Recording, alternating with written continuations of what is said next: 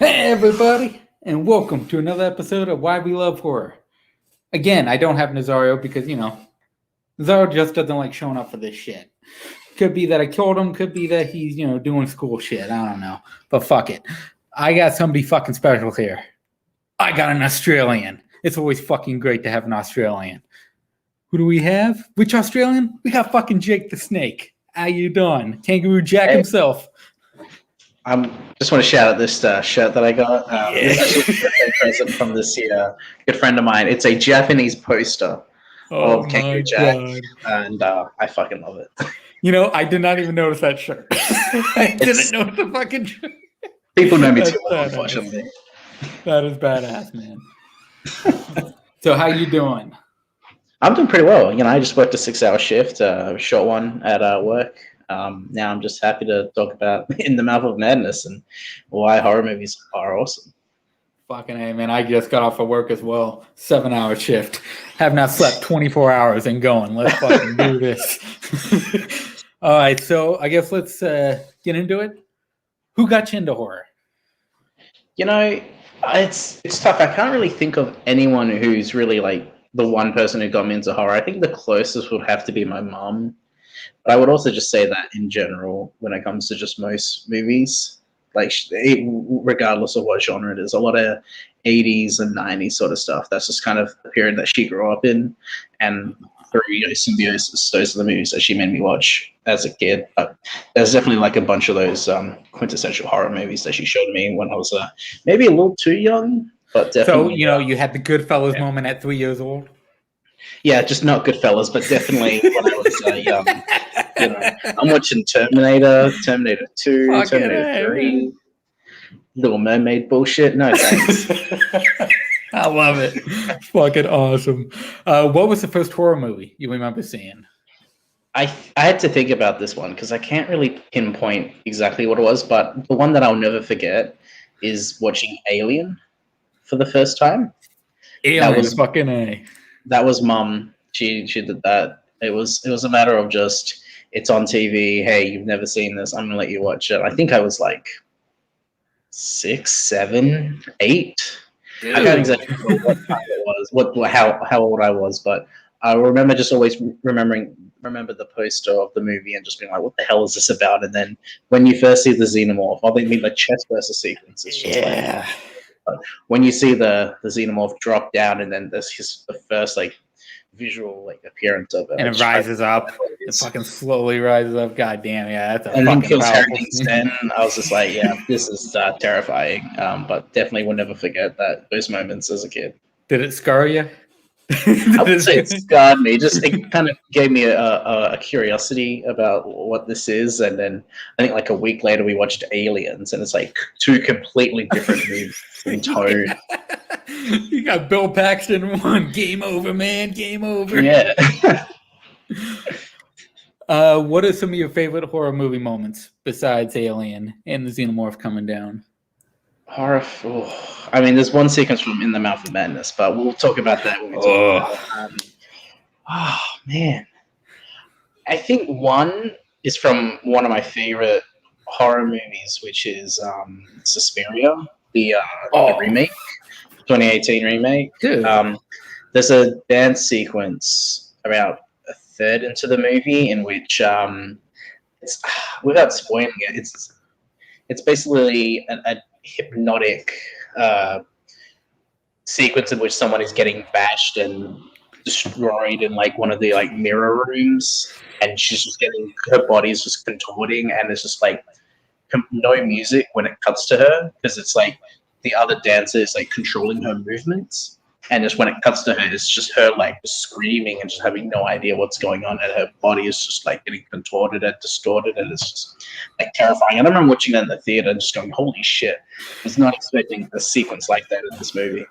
I had the same reaction when I saw that shit in the theater. I went, "Yes, that's what I fucking came to see, man." You don't expect it at all, and when it happens, it's like, "Holy shit!"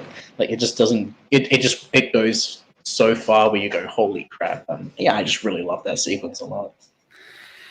Now, what is your favorite horror film, if you have It's Suspiria. Suspiria? Oh, dude. Yeah. Yeah, I don't know why.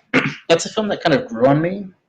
It wasn't until like my second viewing, and I waited like a full year after I had seen it to like rewatch it and kind of go into it and go, okay, I know what's going on now. Let's just appreciate the finer details.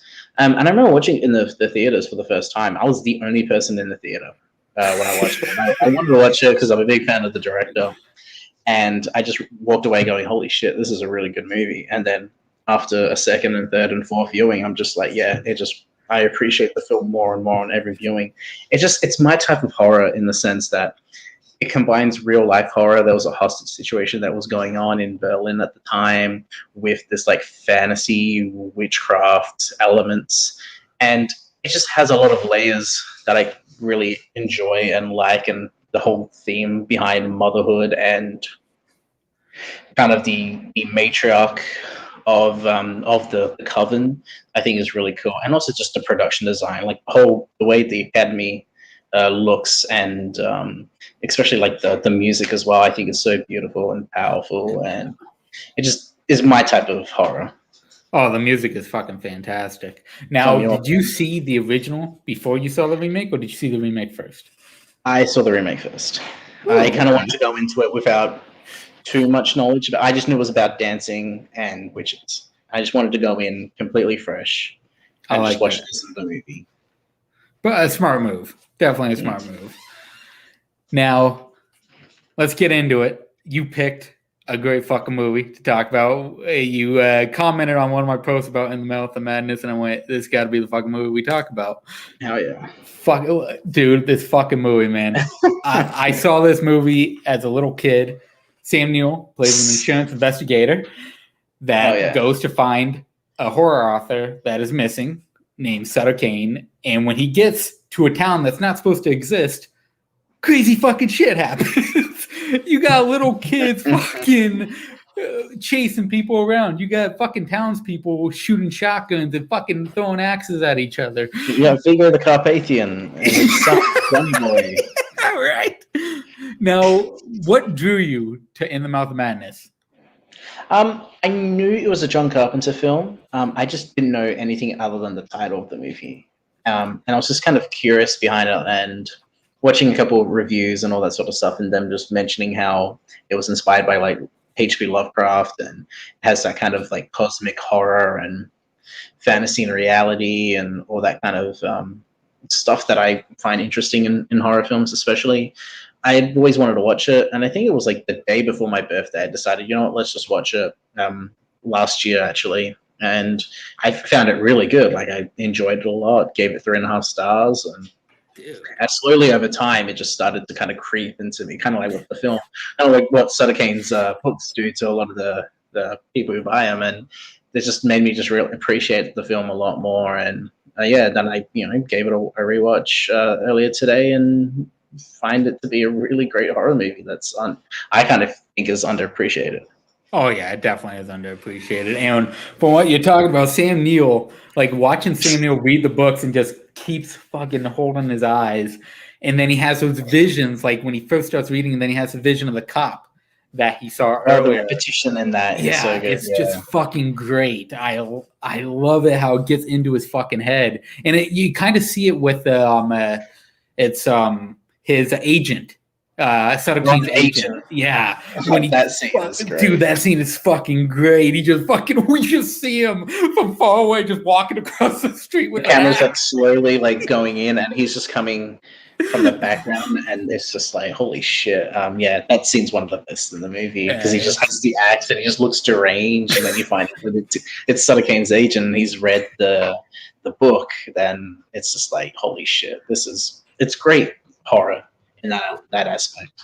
And a fantastic line of, do you read Sutter Kane? And he's got the fucking blood going down his eyes. The two irises. Yeah, dude. What's your favorite town character from the town of Hobbs End? Oh, God. Like, do you like the old bitch? AKA Happy Gilmore's grandma? Exactly. I think... You like that fucking guy who loses his son? Vigo the Carpathian. Yeah, Vigo the Carpathian. Yeah. I'm for Vigo. You know, and his son Johnny Boy. Yeah, Johnny Boy. Johnny Boy. I think I like him because I love the scene where he goes into the bar and he's like, I don't know what came first, us or the book. And then it's just, I found that he's great. He's got a just so distinct face. Like, he was born to play a mythical ancient being in Ghostbusters too. No, what I love is at the scene at the church when you see the Johnny Boy scene, they all have shotguns and you see the dogs come. Why is it that they only shoot off like 2 shots and then they're fucking take it out? They got shotguns. Shoot the fucking thing. The magical dogs. You don't see the full story. I mean, who knows? Maybe they're just terrified by the Sutter Kane's dogs. And they just fucking get like half the goddamn townspeople get taken out of the sequence and then they just drive away. And I just love that's the first entrance of Sutter Kane. And you just see it with the doors opening. Oh, the shot. Because you see like the revolving and you see Johnny Boy and then and then bang, it's him. And it's just like, that's when you see you go, that's Sutter Kane. That's how you. And even she is freaked out by it. Like, and Samuel is just going like, "Is that him?" I just love throughout the first half of this movie. He just thinks it's a joke. He thinks people are fucking with him. Stunts. These are all actors, you know. And that comes up to one of my favorite lines and my favorite scenes is when he goes to look for Happy Gilmore's grandma and he's like ringing the bell and he goes, "Where are you old bitch?" He's so fucking pissed. We find out where she is. She's in the basement. In a very fucking wild scene. Now, speaking of the townsfolk, and speaking of Happy Gilmore's grandma, would you rather be killed by the townsfolk with axes or by grandma's, or be grandma's bitch? Like her fucking husband is. Also like at the front desk, how he's like chained to her leg. Yeah, and he's like moaning and shit like that, and she's like kicking the shit out of him. Yeah, I think I'm probably the bitch in the community, but like I'd rather take the axes, to be honest. Yeah, take the axes to the face, man. At least it's like it's quick. And like maybe it hurts for me, but then it's done. It's like, I'm cool with that. I don't want to be anyone's bitch. And that brings up another scene is that when you get to see the townsfolk at night with the axes where he keeps having to relive, he can't escape the fucking town, so he has to keep coming back. And then finally goes, fuck it, I'm just going to run over these sons of bitches. We got to talk about the repetition in the movie because you mentioned like when he sees the cop beating up the kid or the graffiti in the alley, and then he repeats, and then his face is like distorted and all that sort of stuff. And then you've got, of course, later on where he's like trying to escape. It's Hobbs End, right? Yeah, Hobbs End, yeah. And it just doesn't work, and he just tries again and again, and it's just not working. And it's at that point where he's just like, I'm just going to go through these people. And then he sees Linda, which is just like, which is her, it's an editor, Sutter Kane's editor. Yeah, Sutter Kane's editor. Who's like journeying with him to find Sutter Kane. Yeah, and the only other person to read the book at that point, too. Yeah, her and the agent. Yes. Are the only 2 people to read Sutter Kane's new book, which is In the Mouth of Madness. But her character is great because she's just like, what are you talking about? We just don't know where Sutter Kane is. And then when you find out later on that, oh, wait a minute, we weren't supposed to find anything. This was supposed to be a publicity stunt. We weren't supposed to find Hobbs End, and we have. Like, this is not right. And because she's like more familiar with Sutter Kane's novels, like she just knows where everything is, like the old lady and the hotel, and then the townspeople and the church. Yeah, the church scene where he tries to go. Yeah, it's out this window. It's not there. See, it's not reality. You didn't fucking read closely, bitch. Here it is. But that's and the drive to Hobbs End. Yes, is so good.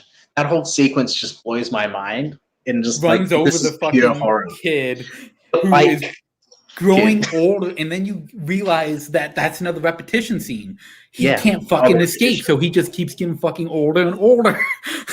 Because at first it's like, okay, because I had the whole discussion of like fantasy and reality, like what's fiction, what is fiction and what is reality. You know, these two things could just switch places, and you'd be in the minority.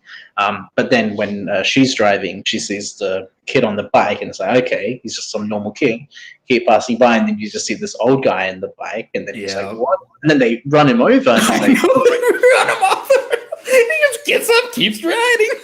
I mean, and then he's just like, he has the kid voice, and he's like, he won't let me go, and you're just like, holy shit. He's just in this like time loop, and it's just, that's such a terrifying concept to see like actually lived out through in that sequence where they're just constantly driving and seeing him as an old man and is still riding the bike. It's just that's that sort of horror which I really like.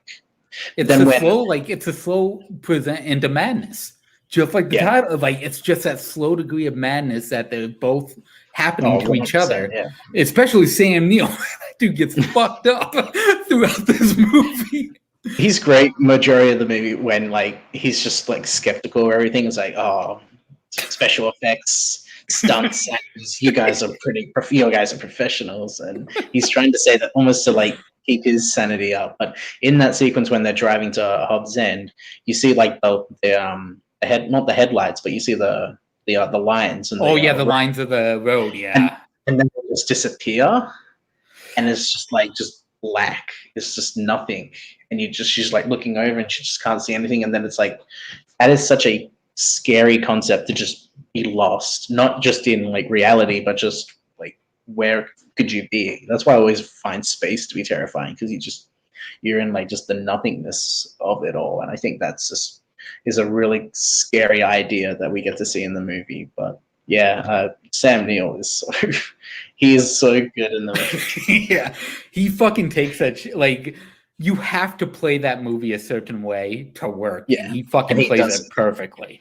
Like that slow descent of him not believing to believing is fucking great. And it's a great opening of the movie too, with him at the mental hospital. Especially seeing kicks him in the balls because I'm sorry, I didn't mean to into the balls. It was a lucky shot. And he's taken away by Daniel Clamp, aka Don Blumenthal. From Gremlins 2, which I always find to be great. But he's taking him into his cell, and then you find out like, oh, he was an insurance investigator. You find he's a normal guy, and he's like his character is like a couple levels below Sleaze. Like he's not that too much. He's like just a skeptic on this whole thing, where he's just like, he kind of just doesn't give a fuck about most things. And when he's hired by Charlton Heston, who owns the publishing firm that publishes Sutter Kane's books, he's just like, this is all just bullshit. Like, what is this? This is fiction. This isn't reality. Which a big theme in the movie. And then when he it's that slow descent, which I think is great. And until the last 30, 20 minutes of the movie, it's so good to just see his descent. Yeah, and that's the other thing too, is him cutting up the covers of the books, where he sees what it is, and that's the start of it all, where he thinks it's all bullshit. He goes, "It's fucking great. This is what he does to get people to fucking go to it. Is go to Hobbs End and get yourself a Sutter Kane lunchbox." I always love that line, and hence the title there. Now, would you visit Hobbs End? Would you visit that town? Right, because unless you are familiar with Sutter Kane's novels, you have no idea what's going to happen. You could have the crazy old lady at the hotel, and you could have the crazy townspeople, and then the kids. The fucking monster in like the garden area, the enclosed garden. What the hell is that? That's so great as well, because you don't even get a close up. It's just in the back where you're trying to make out what you're seeing, but it gives you just enough details as to what's going on. But like even the painting, the painting that hotel, it's normal, and then it just keeps descending into like just like it's like looks like Cronenberg's The Fly, like the monsters and shit, where it just has this unknown quality to like the humanoid characters, and I think that's just something that's really cool. But no, I'm not on Hobbs End. Now, okay, if you were Sam Neill and you were stuck there, do you think you'd be able to survive the night? If I'm do you Sam think you'd Neill, escape? Yeah, if you were Sam Neill, do you think you'd escape, or do you think they would get to you? if you try to escape, you're just going to go back to the town because you're in just like this time loop that you can't escape. I probably, I don't know. I think I would survive the night, but I wouldn't survive anything past one day. You know, I think you'd kind of like get familiar with the location, and then bang, you'd get attacked by a old lady with a distorted, crazy look, and got her husband tied to a chain to her leg. And then the little kids. Today is mommy's day. Like that fucking little freaky child. It's like a little child's play going on. That's definitely like a bit of the Stephen King aspect. Like, isn't Children of the Corn where it's like the code of kids and all that? Yeah. It's that aspect to it, which I think is terrifying. That's also something that I really like about the film is there's obvious influences from H.P. Lovecraft and Stephen King. 100%. With it being its own thing, but definitely like paying homage to that those writers. Now, what would be your favorite scene if you had to pick one? Oh, it's the bus scene. The bus, because it's great. Because he's left Hobbs End. He finds himself. He's got the manuscript. Yeah. Of Sutter Kane's. Oh, am I froze? Oh, I froze for a bit. I'm good now. He's got the manuscript to Sutter Kane's new book, which is In the Mouth of Madness, and he's on the bus, and then he falls asleep, and then next to him is Sutter Kane, and at this point, Sutter Kane has kind of transcended. Yeah, he's no longer human. It's hard to like describe what he is. Like he is otherworldly now, and he just whispers to him, "Did you know my favorite color is blue?"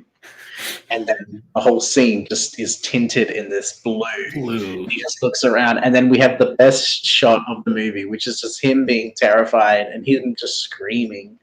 It's like, holy shit, that's such a great visual that it's just so awesome. It's one of John Carpenter's like best like scenes, honestly. Just like that's something you can take from the movie and just put on like pop culture and be like, this is from In the Mouth of Madness. This represents the film, is that madness of like Sutter Kane is that powerful. Like he's almost God in that sense. Oh, yeah, 100%. To be and just be terrified by that.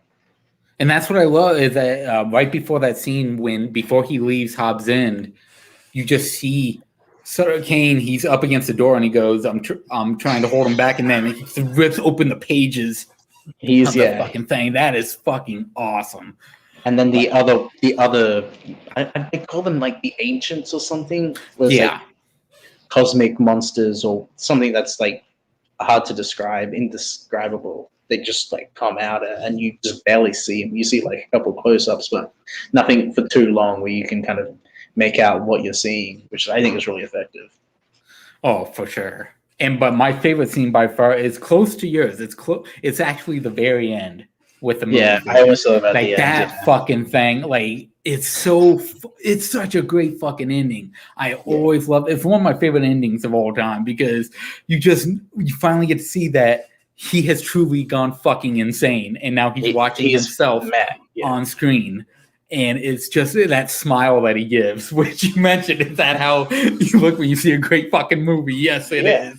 Is that smile? He also got the popcorn as well. He's just like, I'm just going to enjoy the movie. And then he just sees, and that's when he realizes that, oh wait, he's not even real. Like the whole film is arguing what is fiction and what is reality. And in the final scene in the movie, he realizes he's just the character in Sutter Kane's book.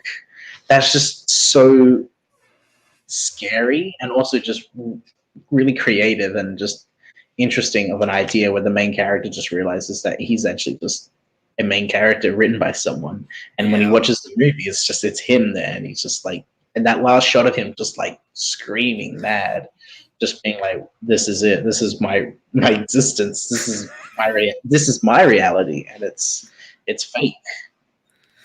Now, speaking of Linda, we get to see Linda pretty much go insane, but turn into a fucking monster at the same time. Like when she is in the car with him. Well, he punches her in the face, which is fucking hilarious. Oh, bam! She punched him first. Yeah, she punched him first. Just gives a little jab to the face and picks her ass up. It's so fucking funny. But then when they're in the car, she starts kissing him and he goes, he wants me to kiss you. He's riding me this way. Yeah. And then she gets out of the fucking car like the exorcist. Fucking all fucked up. And then you finally realize she's a goddamn monster at that point. Yeah. And even like when like turns around and it's just like things are just so like Carpenter, the closest Carpenter has done with that sort of like surreal kind of horror is The Thing. But this is done in a way that's so, I don't know how that, like it's human, but it's not.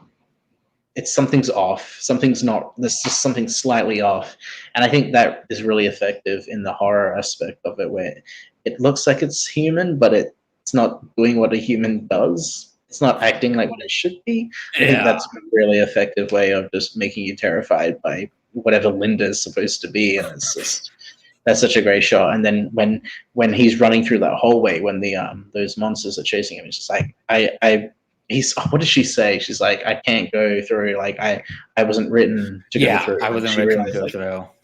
Because she's reading the book as he is going to that. And you start to realize that everything is fucking written here when she's reading what he's doing. And it's such a great reveal to it. I fucking love it, man. The look of this entire film, like the blue, everything is just fucking great. Now, you mentioned The Thing, which I'm sure you realize that this is part of a trilogy of sorts, the Apocalypse trilogy. Now, have you seen Prince of Darkness as well? I have not seen Prince of Darkness. That's the only one in the trilogy that I haven't seen. That one is in it. Yeah, Donald Pleasance is fucking incredible in that movie. But I think it's a great, like, not because it's truly not a trilogy. But when you look at it, to watch all three together is just so fucking great that he made the three films with the apocalypse style theme over them all, and it fucking works perfectly. And this was a great ending to that because this is truly people going fucking mad. Now, the ultimate question for you is, do you read Sutter Kane? I do not. But if he did exist, would I is the question. See, I grew up reading Stephen King and H.P. Lovecraft, so if Sutter Kane existed, I probably would have read his fucking books.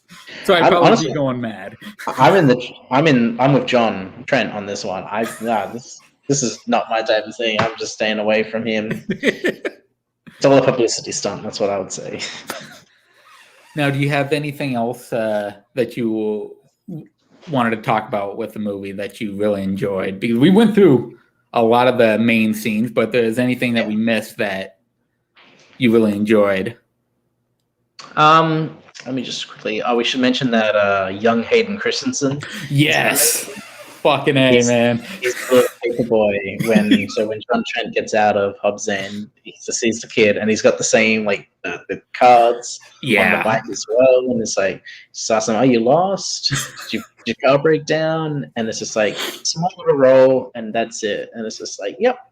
And he would go on to become Anakin in the Star Wars. So just find that very interesting. We mentioned Vigo, we mentioned Johnny Boy, we mentioned Sutter Kane. What I really love is when he gets back, he goes to the publishing company, goes to Charlton Heston, and he's like, so he just basically tells him the whole story, and it's like, so Linda, the person that you said that I sent you with, like we know Linda doesn't exist, like you made this up, and it's just with the whole idea of reality, where it's just like we saw the scene and now we're going back to the idea, and it's like she doesn't exist anymore.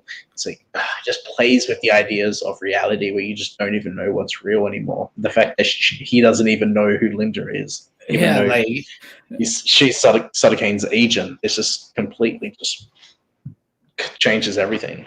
And I think that's when he fully starts to believe that what he just witnessed is all fucking real. That he is truly starting to go mad because he's realizing that this person has no fucking idea what he's talking about. And he's just gone through the craziest shit. Like, you see Vigo fucking kill himself because Sutter Kane wrote him to kill himself. Which I think is perfect that they don't show it. That you just see the hand. And you just see the hand. Something with blood. Yeah. I think that's so fucking great because with the effect wise, I don't think it would have held up Oh no, if none they of the would have time. actually shown it. Yeah, I definitely agree with that. I also should say that the budget on this movie was like $8 million. Yeah, It it's looks fucking so low, much and more than that. yeah, It like the looks great. budget was fucking used greatly, and that's Carpenter for you, man. That dude But yeah, knows how to take a small budget yeah, and that is the fucking budget. envision something huge. Absolutely, yeah. Like it's definitely because there's a lot of good. There's some weird visual effects as far as like when they're driving, and then you see like it's black, and then you see kind of like a storm and the thunder like under the Yeah, car. And then you've got like when he rips up and he's the pages, you have those kind of like visual effects, but then you have like actual prosthetics and like the that's sort of cop and all the fucking boils and shit. yeah, the makeup and stuff. But then you have like the animatronic monsters when when Sam Neill's being chased, and it's like they all look just really well done. And for the budget, like it's pretty crazy.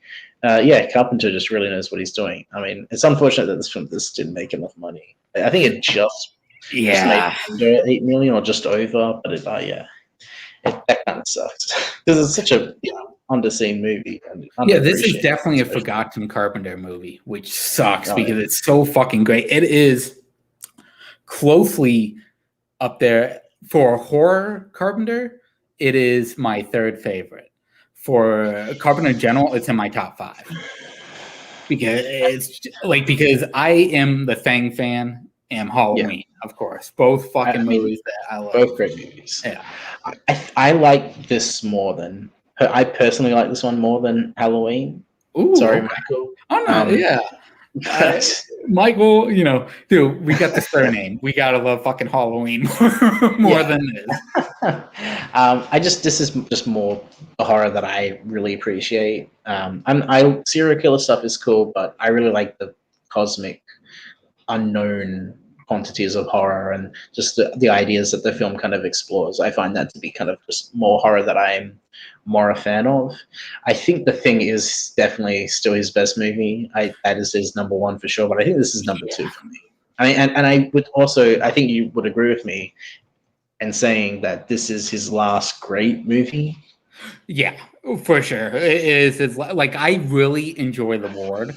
I think The Ward, he came back to his horror roots in a great way because before that, you got Ghosts of Mars, which holy fucking shit. That is so bad. And then Escape from LA. Yeah, see, I know the movie's bad, but I enjoy the fucking stupid shit in that movie. Mainly because of Kurt Russell. The surfing or even the basketball scene. Now, vampires, I love the scene in the motel where Vlad just like the comedic parts of that movie are fucking great. The movie in general isn't good, but there are certain parts of that movie that are so fucking entertaining that I can't get enough of. But yeah, other than that, I agree with you. In the Mouth of Madness was his last great fucking movie for sure. But 80s he ruled in, 70s he ruled in. His run in the 80s is like one of the most like greatest runs in like for any filmmaker. Like every film he did in the 80s was kind of like fantastic. Like from The Thing all the way up to, I mean, even I guess Prince of Darkness is kind of like depends on who you are, but They Live, Big Trouble in Little China, Big Trouble in Little China, greatest character all ever. Of those. Yes, they just were like perfect as far as execution and just the films go. Like Carpenter just really had the 80s. But yeah, and even in the 90s, like Memoirs of an Invisible Man, I kind of enjoyed it. It's not bad.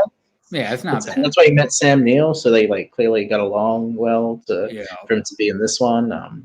But yeah, and I think in The Mouth of Madness, it's just like if there was just a couple of small little things in the writing, I think it would be like just one of his greatest films in his filmography. I personally like the film a lot, but I think it just would have done slightly better for also just audiences as well. Like it was done just slightly different with certain things in it. I think a lot more people would love it, but I still appreciate it, and I just wish more people would see it because it's definitely just a different type of horror movie.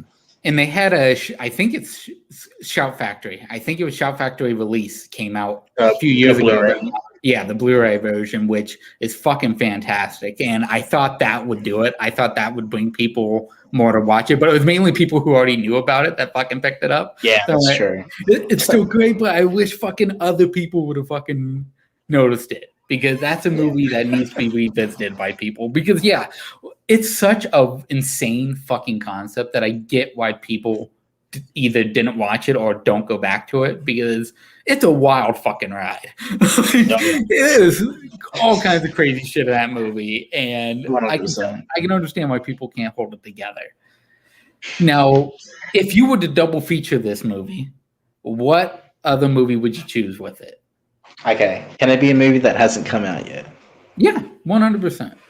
I would, and this is, I mean, the title alone I think works, but also just based on what the movie's going to be going for. In the Mouth of Madness and Doctor Strange in the Multiverse of Madness. Dude, that's a wild fucking John trip Carpenter right there. and then Sam Raimi. Combine them, and that would just be like, because I'd be curious. I'm looking forward to Doctor Strange, obviously, because it's one, I like what they're going with it, and two, Sam fucking Raimi. Yes. I think just watching In the Mouth of Madness just kind of makes me hope that they do something with that, those concepts of like horror and this is a movie to do it with. Oh, if you're 100%. Gonna do it, this and is if the title is being influenced from In the Mouth of Madness, I hope so. I think that'd be a cool double feature, but then again, who knows? Because we have to wait like a year from now to see the movie, so that may not have worked. I don't know. What would you double feature this with? Now, see, I go, and I've done it many times, but I go the more common route. I'm pick Event Horizon. Yeah, both Sam Neill movies, both horror, fucking crazy, ridiculous concept movies. Event Horizon, which tonight, speaking of Event Horizon, we'll be watching live, late fucking show, but we'll be watching live on YouTube and fucking Facebook. Show up there.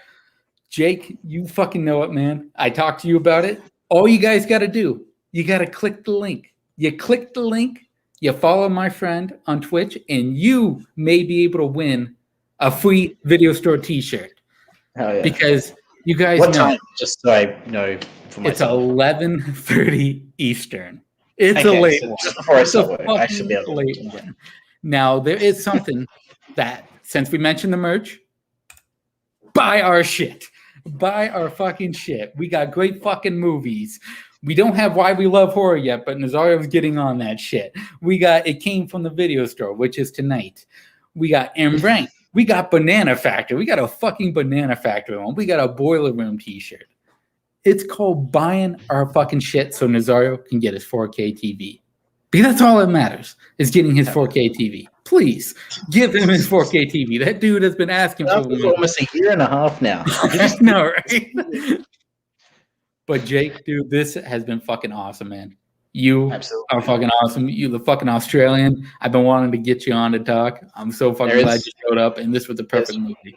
There's one thing we also got to mention. One more thing about In the Mouth of Madness, and that is the main theme to the movie. I think that main theme, it's Discount Enter Sandman, and it's awesome. Yes, that was kind of his influence. That's what he wanted. I think he originally wanted Enter Sandman, and they just he didn't have enough money or just like too much. It's like, you know what, I'm just gonna make my own, and it kicks ass. It's on my Spotify playlist. It rocks. That's the other thing about Carpenter is his fucking composing of his scores is fucking incredible. That fucking dude can do it all.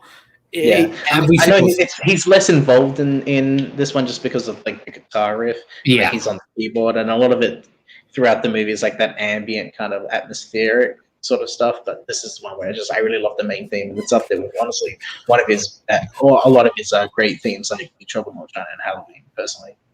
Oh yeah, dude, the Big Trouble in Little China theme, that fucking the main fucking score of it is fucking incredible. That Pork Chop Express theme is so fucking great. I love it. It's fucking Jack Burton, man.